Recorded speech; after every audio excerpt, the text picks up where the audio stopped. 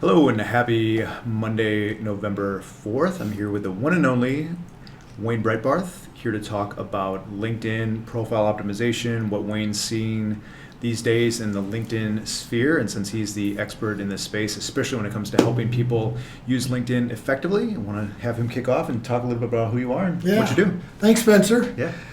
It's great to be on. I've really been enjoying the things you've been posting on LinkedIn Live, and some of us are very envious, right? Because we don't all have it yet.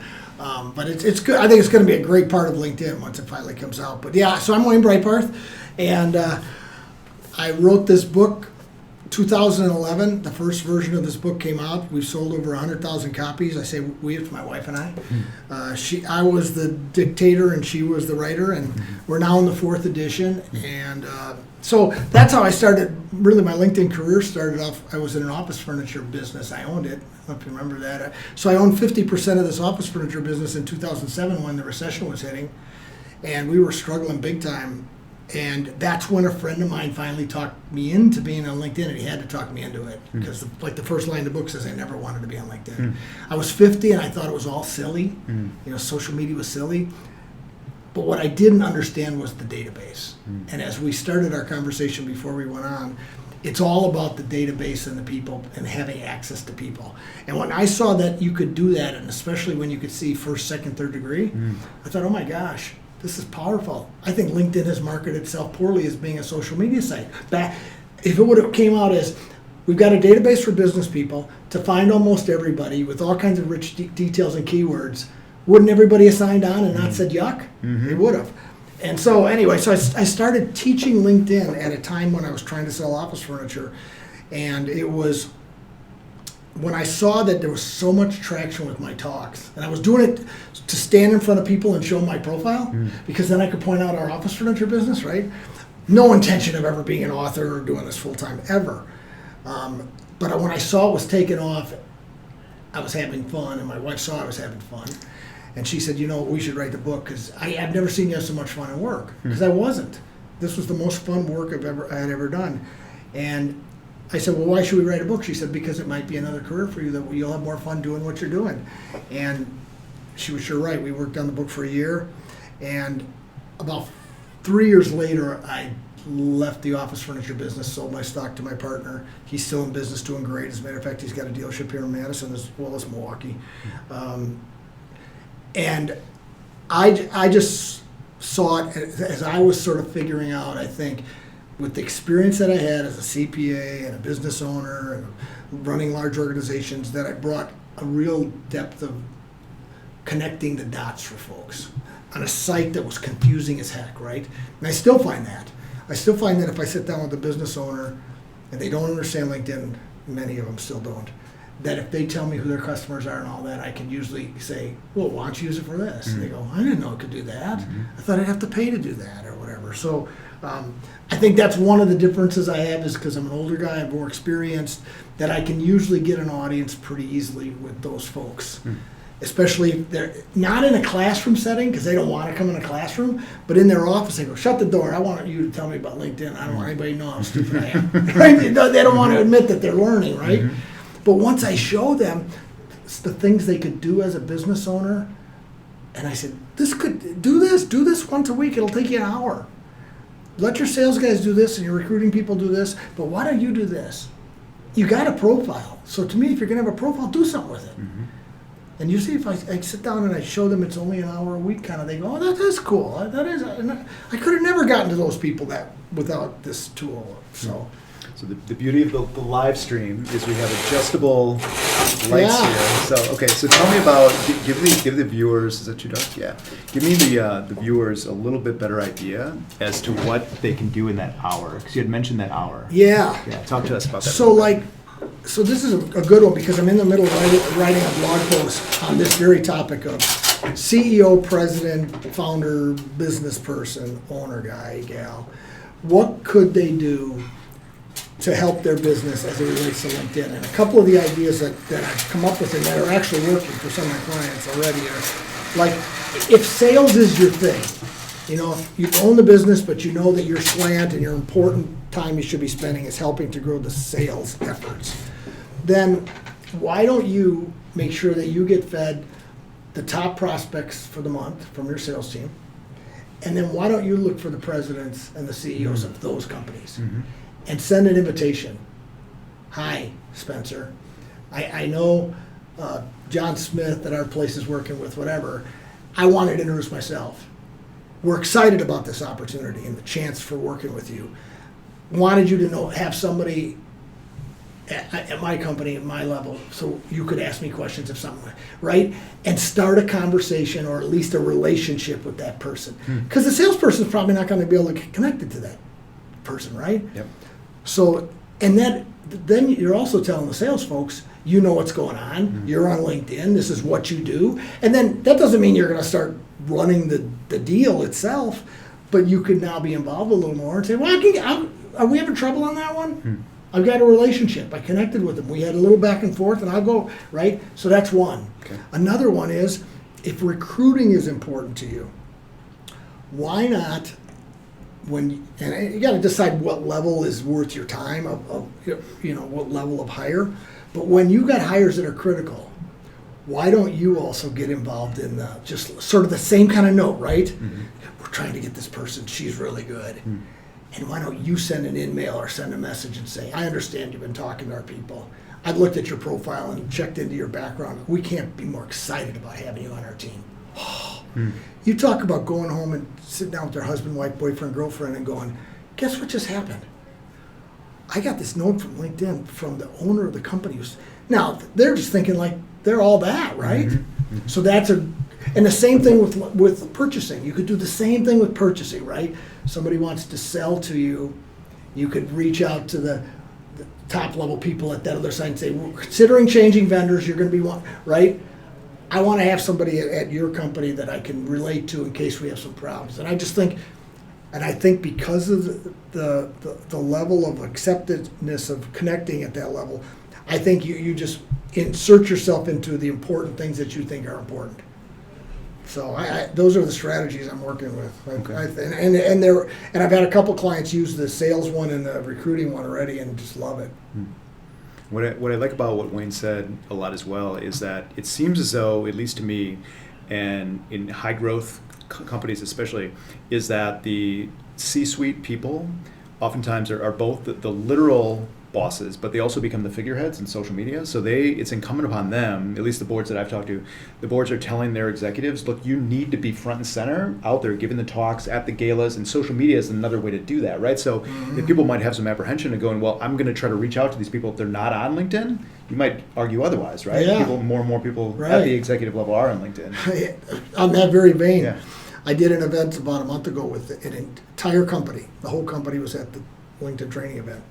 And I asked the question, I said, so who's come to work here in the last few months? A few people did. They were all, of course, sitting together because they're all the newbies. And I said, so tell me, did you use LinkedIn at all to evaluate this place to work? Oh, for sure. I said, what did you do? What did you look at? Well, we looked at the company page, of course. And there's probably the first tip of the day, besides those other strategies, is make sure that your company page has a paragraph that relates to candidates. Not the first paragraph, but we have 2,000 characters. Make sure there's a paragraph that appeals to that visitor on your company page, the person thinking you're working for you. Talking about the kind of things you're involved in the community and the benefits or whatever, right? So they said, yeah, we checked the company page out. And I said, whose other profiles or pages look at? And they pointed to the owner of the company and said, we looked at his, all three of them. We looked at his profile. And I'll tell you what, he like this, right? And he's surprised. And I said, well, let me follow up question. Why? Well, it's a privately held company. I assume that I'm going to run into and hope to have some engagement with the owner. So of course I'm going to see where'd you go to school? What does it sound like, a kind of culture you are? And his profile hardly had anything on it. So that was the freak out moment for him, was that he really he had no message. Not good or bad, just no message. But that just shows you that I think especially like the younger people are going to use that tool to get as much information as they can. And if you don't show any information, they might say, well, he doesn't really have much of a profile. And I don't think there's a young person in the world that doesn't think that LinkedIn's not going to be an important tool for their careers. And now, so those of us that are not younger have to realize that we better be in their space on that. So yeah, it sort of ties into that question you asked. Okay, so let's talk a little bit about that owner who knows that somebody's looking at his or her profile. What would you recommend that they do right off the bat? Like, what's the most? So first off, they important better stuff? write it in the first person. Okay. Right? It should sound like I'm having a conversation with you. I love telling the story about why you're the owner and what are you excited about? Why did you start it or why did you buy it? You know, those stories are gripping, usually. Well, I worked here a long time and I was always, those stories are gripping to people. So I think you better tell your story and why, how you got in the spot you're at. I think you should also talk about what drives you every day. You know, what is it that makes it a good customer or a good employee, and show some passion in your product and your services, right? You have passion about it. Let's hear it. You know, so I think it's going to be that. I think they should also talk about, if at all, about what they think their growth plans are. If it's in a space that's not big confidential stuff, I think they should talk about, you know, my vision for this company is X, right? Because the person that's thinking of working there, that they want to be involved in that vision. So I think that's critically important. I think having some people in the community maybe write testimonials for them. It could be customers, but it also just be in the community. If they're involved in boards, I think they should have their board stuff on there, their nonprofit board things. That really appeals to millennials. You know, that you're on the board of Make-A-Wish and all these things. I think those are a total miss. Well, you know, why do I have to put it out there? Well, that's the thing that makes you interesting. That's the thing that makes you go, well, look, he's spending time at volunteering in town. That's a cool thing, right? So I think you got to tell sort of those, maybe those things, and you know, of course you got to put your education and all that kind of stuff up there. But I think that's all. I think you got to have a really good entry that's your current job entry with some of the things we just talked about. Not the volunteer stuff should show up there. And then I think in your about section, that's where you start to talk about maybe more of the general culture things and why you started the company and that kind of thing. Cool. That's great advice.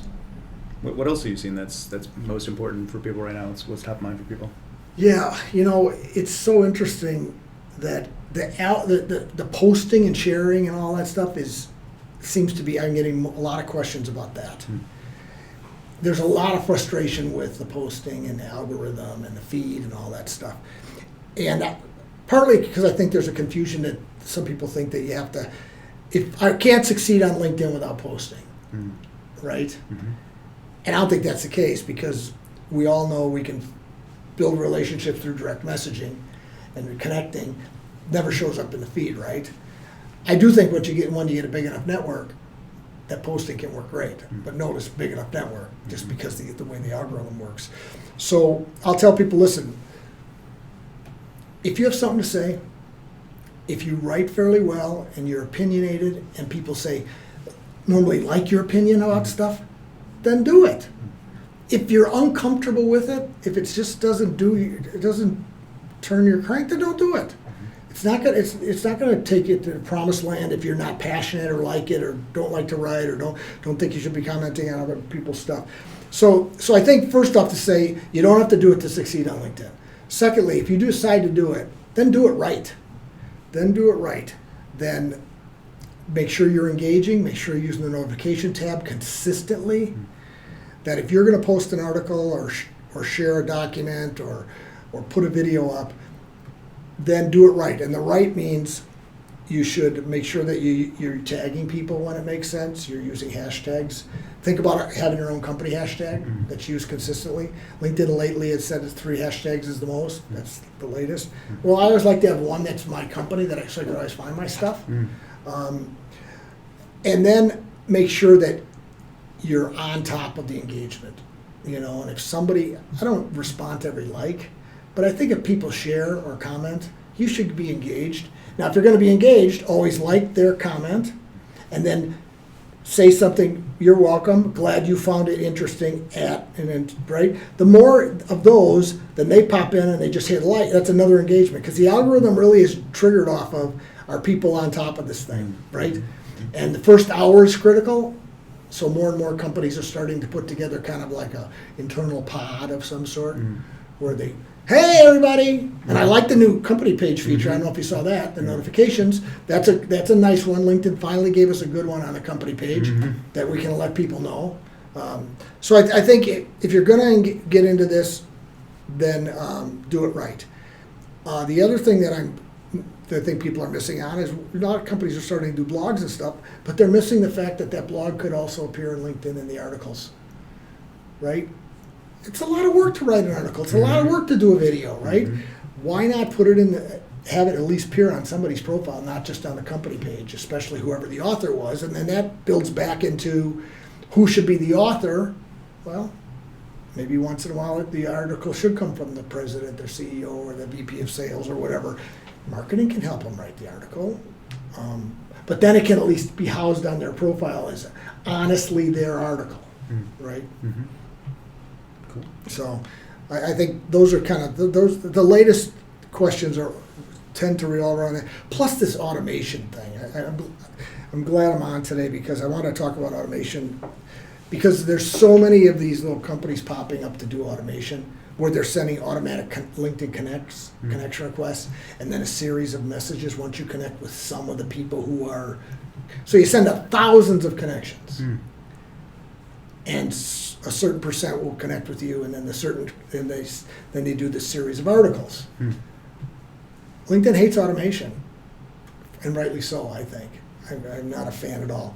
Am I a fan of you going in there and finding your top 100 people you're connected to and sending them an article through a direct message? Yeah, I don't call it, that's not automation. Automation is when a computer does it for you, or when there's a standard message going out by either a computer or somebody, usually tends to be in the Philippines or somewhere where they can send out a whole bunch.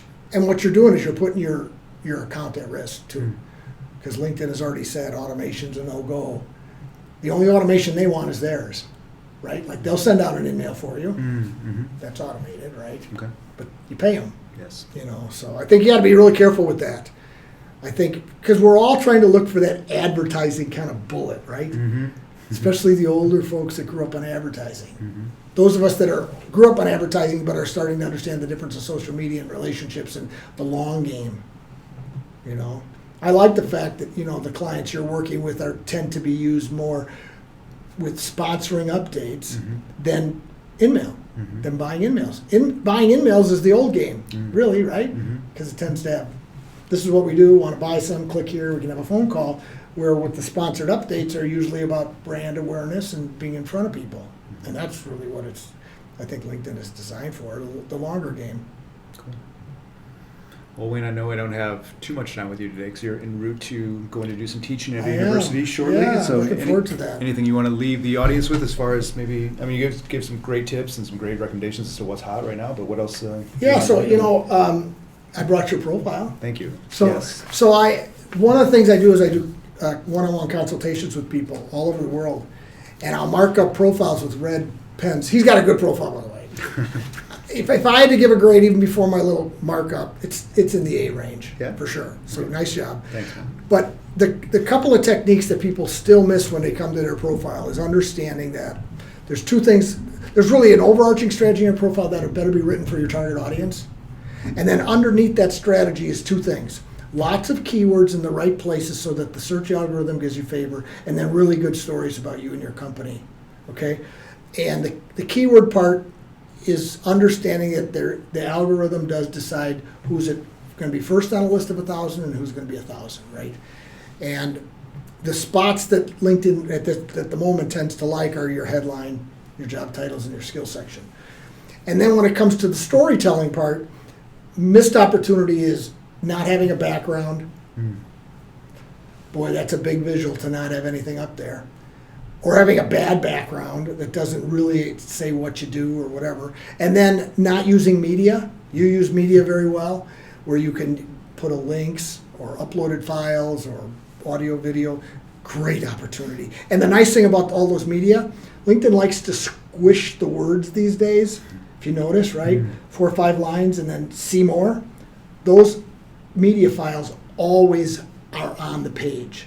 They don't get buried in the see more. So some of the great information we have in our entries, whether it's the about section, tend to be somebody's got to open it to read it, where the media pieces sit there. So I think you got to jump all over that, at least at the moment, the way it's reconfigured. And then sort of a fun section that I marked up on yours is the section that's called People Also Viewed, which sits on the, as you look at a profile on the right-hand side, you should ask yourself, should you have that on there?